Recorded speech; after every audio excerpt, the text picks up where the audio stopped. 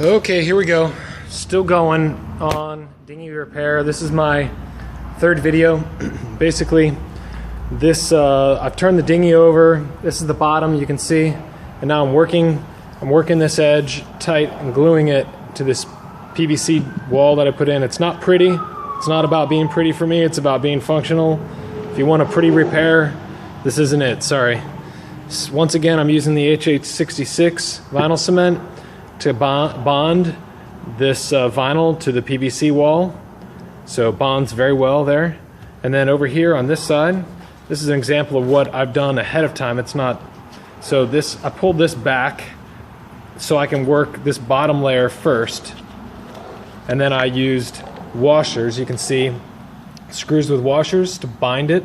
I used them underneath of this flap, so under here I used one here and one down here like that, and then obviously here to kind of pinch it all in place coming across. Once it was tacked up good and I felt like it was set, then I pulled those two out and I went and glued this flap down over top of all that. So this is all setting up right now. Tomorrow it'll be bonded. And then I took the washer, kind of like I put excess, so I use this to scrape this and squeeze the excess out.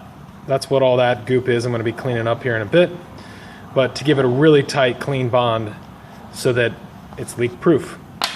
These screws don't go all the way through. I can just fill those with some simple waterproof silicone or whatever. Nothing major there. They don't go all the way through. They're just locking. They're just to clamp this to this. That's all they're doing. I do have a problem in that my board either wasn't wide enough here, like width-wise, or it was supposed to come out like that, but I think it was supposed to be just slightly wider, and so I have a gap in the fabric here. I'm going to be cutting this fabric here and cutting it here like this, as far up as I really need to get a nice even fit. So this will come and overlap it.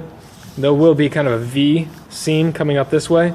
I'll be trying to get my hands on some more vinyl material. I have a friend of mine who has a bouncy house that's the same type of material that I'll probably use to glue that with this same HH66. I'll do an inside and outside seam so that this excess material is properly laid, and this will be nice and smooth here, and then the bulking will be back up in here where it won't matter. So there is a problem. There's something I failed at. I should have made this distance here wider by probably about that much. I tried my best to get the template right, but it's challenging. So once again, the secret here, good cement, the right product, the HH66, and these guys here proven to be handy because the brush on this is just tiny, way too small to actually get the job done quick. It's good to get in little crevices, but this is good for like the big heavy areas, getting it on really wet so I have good bonding time. That's it for now.